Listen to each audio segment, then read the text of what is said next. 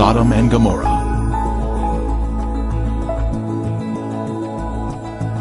You may order a copy of this program through 𝗘𝘀𝗵𝗵. See 𝗘𝘀discovery.com to become a direct seller of this DVD.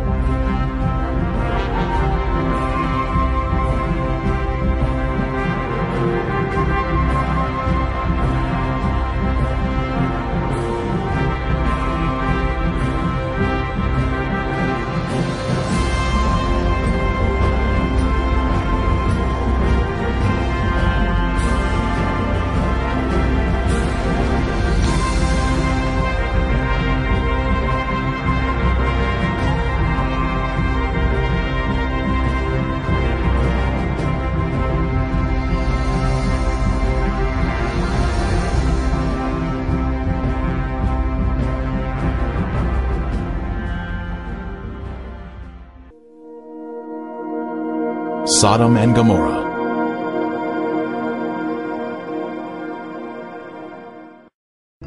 When the morning dawned, the angels urged Lot to hurry, saying, "Arise, take your wife and your 2 daughters, who are here, lest you be consumed in the punishment of the city." Lot, his wife and daughters, all fled from the terrible destruction of Sodom. Likewise, as it was also in the days of Lot, they ate, they drank, they bought, they sold, they planted, they built. But on the day that Lot went out of Sodom, it rained fire and brimstone from heaven, and destroyed them all. Wicked men were punished by the Lord in a divine judgment of fire. The intense heat consumed the wicked cities and their inhabitants.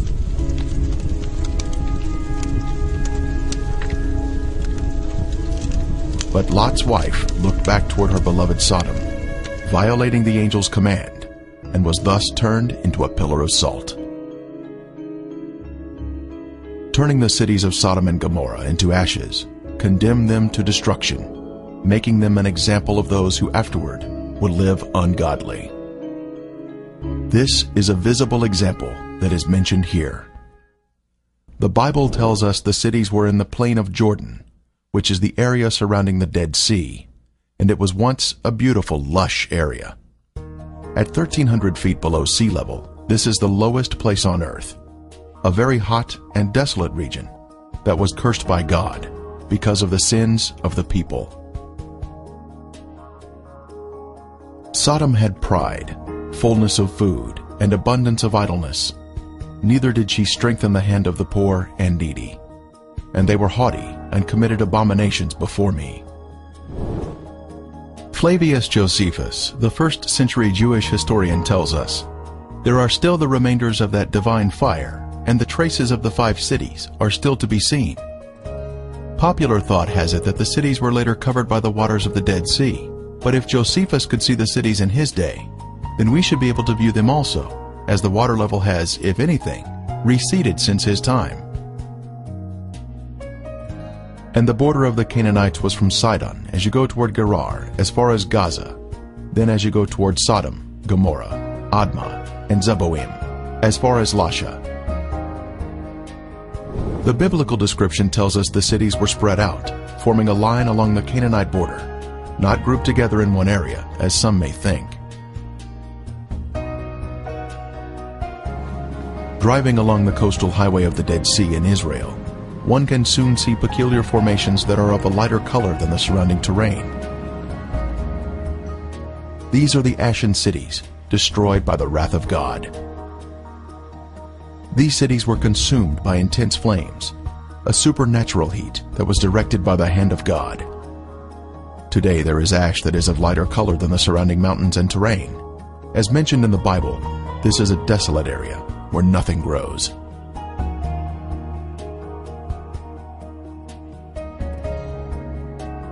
Inspecting the formations closely, one can see structures containing man-made elements, such as 90-degree angles. Even though the buildings were consumed by the fire, the remaining ash in these cities is comprised of a heavier material due to the inclusion of brimstone or sulfur, and still retains some of the original shapes of man-made structures. This stunning structure stands out as a singular formation with 4 sides, surrounded by a deep moat.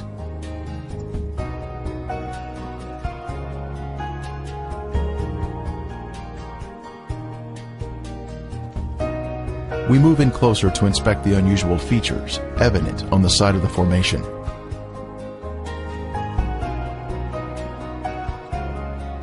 On the side of the structure, this swirling pattern is different from any type of sedimentary rock or soil that would normally contain horizontal, even layers.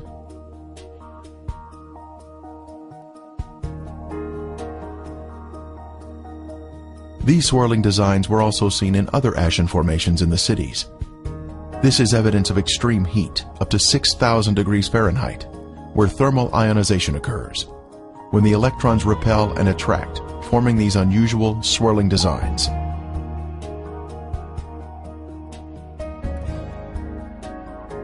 In Lot's day, this area was a swirling cauldron of death and destruction, rained down from the Lord in heaven.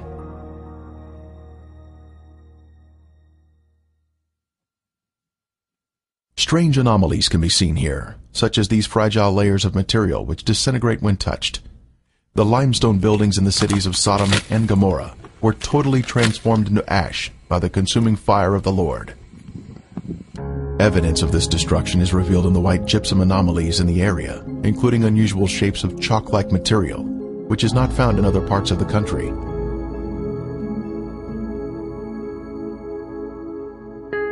Even layers of white and gray material can also be seen, comprising gypsum and ash.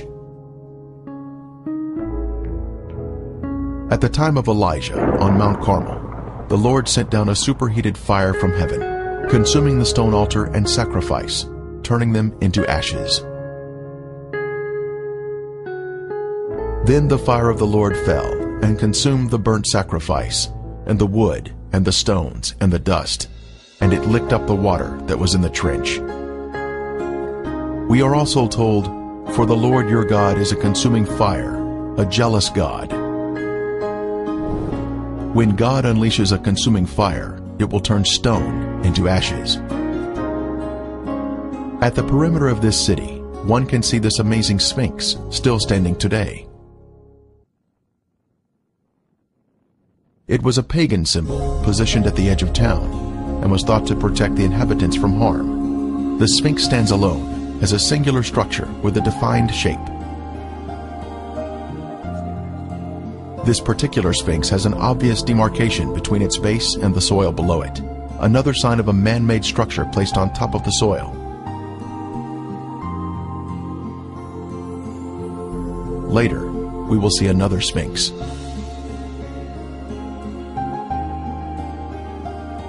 From a higher level, a large section of gypsum has fallen down here. It clearly exhibits the alternating layers of white ash that is calcium sulfate, gray ash that is calcium carbonate.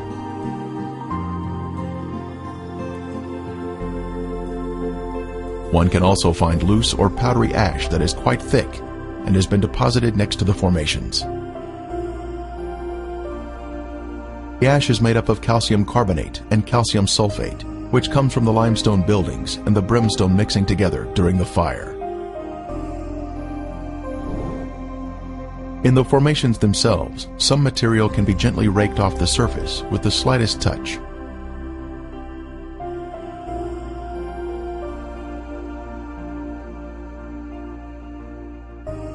Looking down the city streets, one can notice man-made shapes which are not found in nature.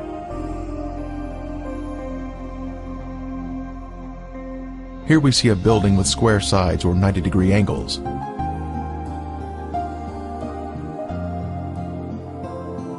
From the opposite side, we can see the same symmetrical structure and man-made angles.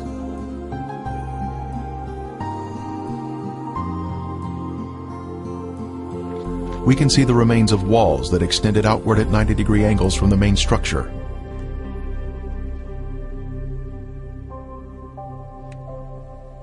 Once again, further evidence of man-made construction.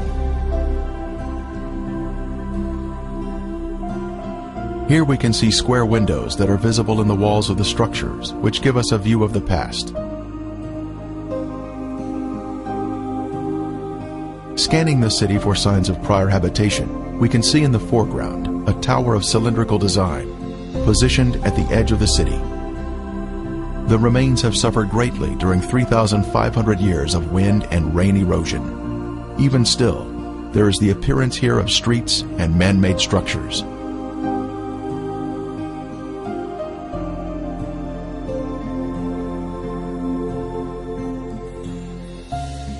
Here in the foreground, we have a conical shape, resting on a raised area. A short distance away, we see another similar shape.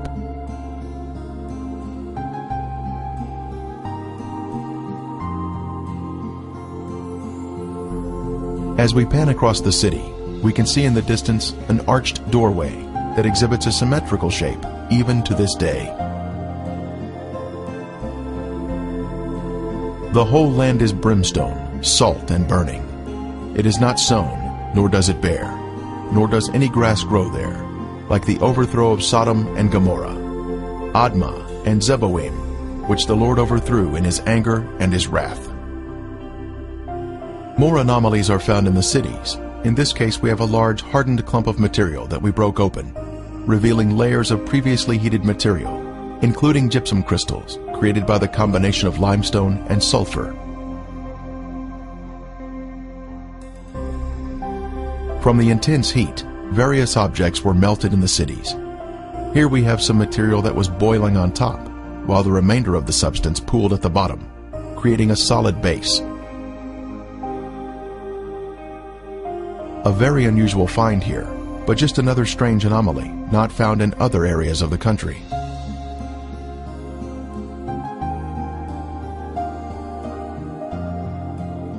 Here is another example of some type of substance that was melted from the extreme heat that God rained down from above.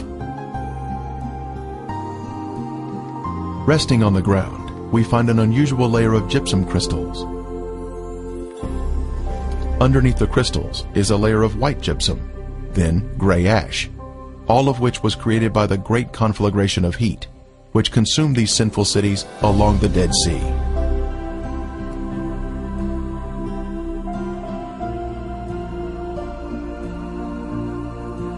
Once again, we find more gypsum, this time in a circular formation of crystals, all radiating outward.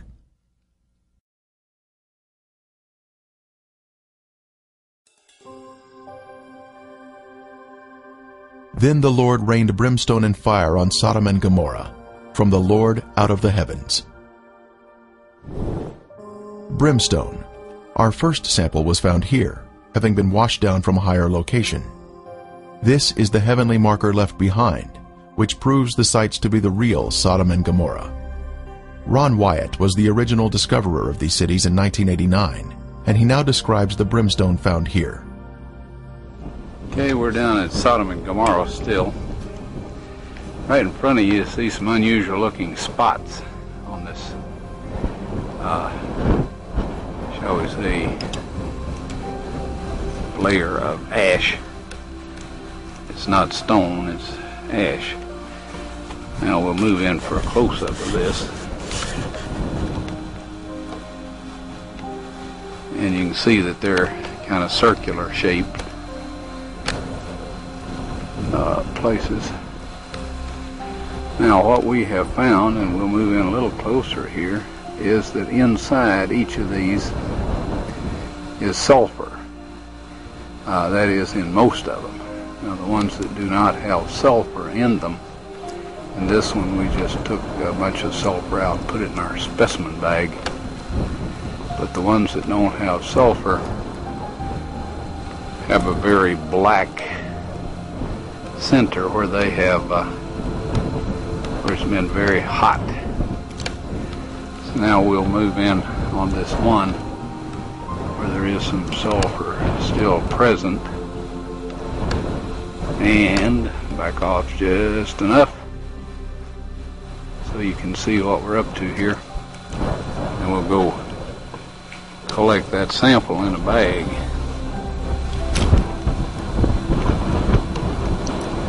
Before I started using this knife, it was very, very sharp.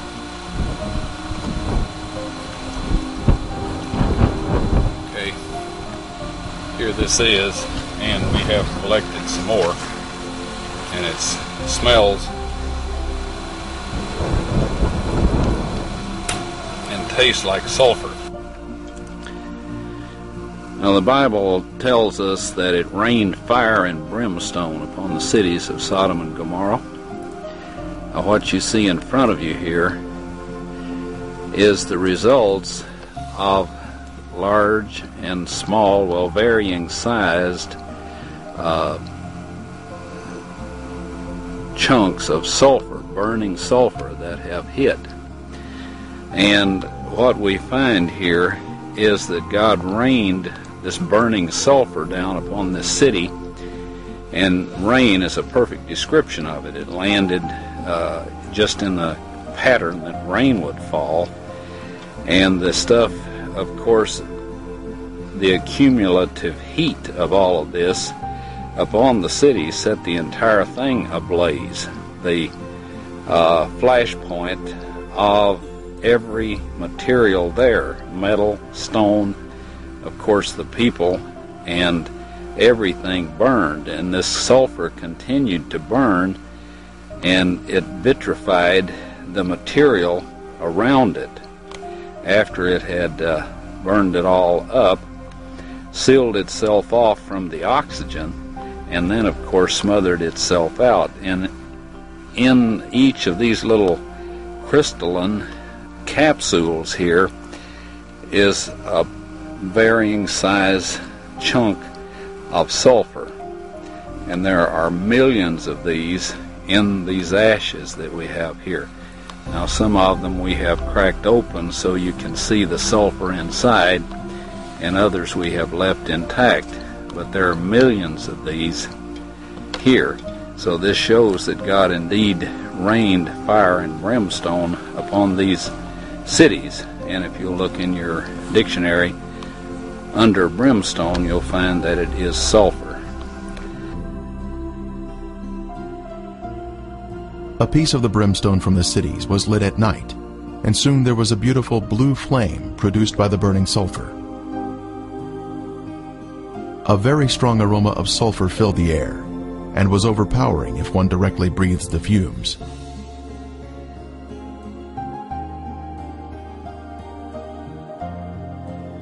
Exploring the cities further, more brimstone was found of various shapes and sizes.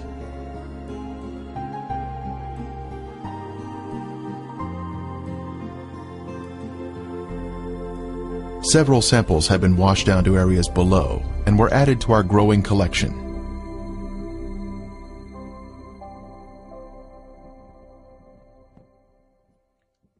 This brimstone is made of monoclinic, white sulfur that has been burned or cooked at a high temperature. It is quite different from natural sulfur that is formed in geothermal areas. Samples were taken to a lab for analysis.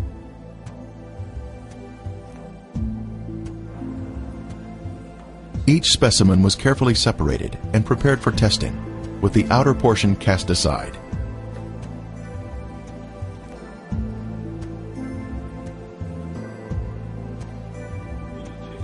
Next, the samples were dried and placed in a rock crusher. Then they were pressed onto a disc. Then they were loaded into a machine for the semi-quantitative X-ray analysis. Each sample was individually transported into the testing chamber for analysis. The results proved to be quite amazing.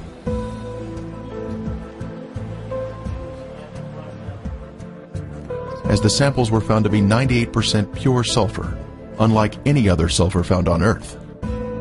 This pure, cooked sulfur is the heavenly marker that was left behind to show the world that the Lord, without a doubt, destroyed these sinful cities at His command.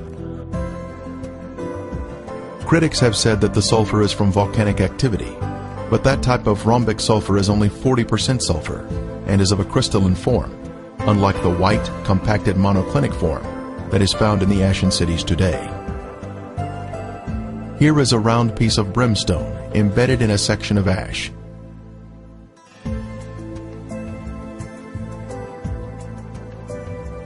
Another clump of ash contains a piece of brimstone that has a burn ring surrounding the unburned sulfur inside.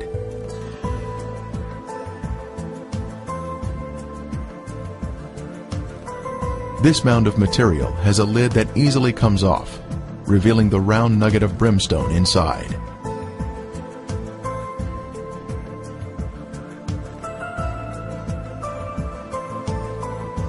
As we gaze across the southern end of the Dead Sea, we can view the 𝗘𝘀𝗵𝗵 Peninsula in Jordan. Apparently the city of Gomorrah extended over to this peninsula in the days of Lot. One can find the same white formations in this area. Ashen formations are seen, including walls extending out at 90-degree angles. We can also see clumps of gypsum scattered on the ground, like this one here. Brimstone is also found in this area.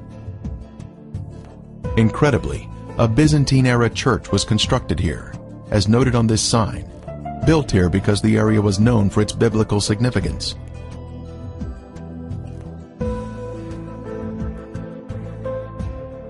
Back over at Gomorrah proper, we can see white, ashen worship structures built atop an acropolis or high place.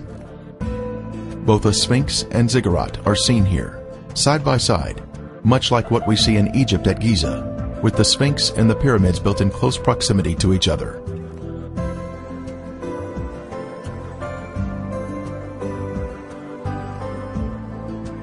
While inspecting Gomorrah, other visitors arrived to view the unusual formations. The Sphinx is made of a white material, whiter than the ash surrounding it. Perhaps it was built of more expensive components and dedicated to their pagan gods. The Sphinx represented a god of protection, but even it was consumed in the flames. It is approximately 30 feet long and is quite impressive, both in its shape and size. Resting near it is the ziggurat, symmetrical in shape and also comprised of a special white material. Here we can see a ziggurat standing next to a symmetrical tower. Next, we can see an arched door between two pillars, and once again, another arched door. As we scan across the city, our eye notices a raised white formation in the distance.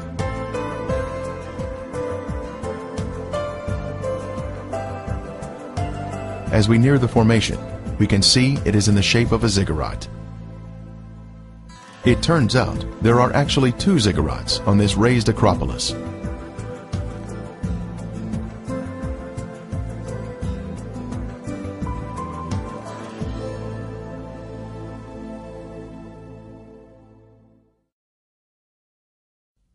As we stood next to one of the ziggurats, our team found perfect specimens of melted brimstone, where the liquid from the burning sulfur had cooled down, forming a hard, crystalline shell around the unburned sulfur that was hidden inside.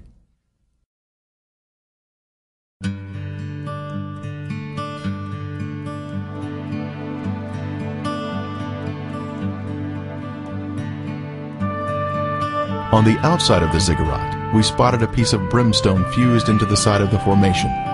Using a knife, it was opened, revealing the pure brimstone inside.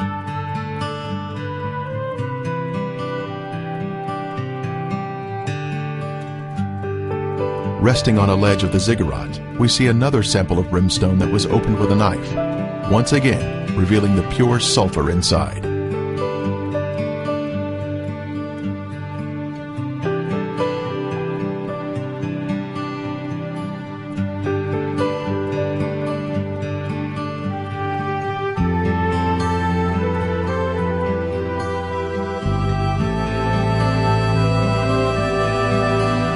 The most impressive evidence was this cremated bone fragment that was left behind from some lost soul of Gomorrah. The bone marrow inside was cooked until it had turned white. This is a moving testimony of God's power to destroy those who reject the Holy Spirit. Are we in the will of God, allowing the Holy Spirit to guide us into obedience? Or are we part of the rebellious and lost? There is a future event mentioned in Revelation, but the cowardly, unbelieving, abominable, murderers, sexually immoral, sorcerers, idolaters, and all liars shall have their part in the lake which burns with fire and brimstone, which is the second death. The day is coming, burning like an oven, and all the proud, yes, all who do wickedly, will be stubble. And the day which is coming shall burn them up. The surface of the earth will be as a lake of fire, with all unrepentant sinners being consumed by fire and brimstone, just as Sodom and Gomorrah were destroyed. Friend, there is only one way to escape the punishing flames of the second death, and that is through Jesus Christ. Won't you ask Him to take over your life today?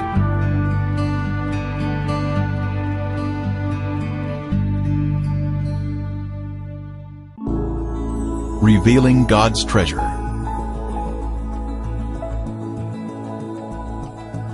You may order a copy of this program through 𝗘𝘀𝗵𝗵. See 𝗘𝗀discovery.com to become a direct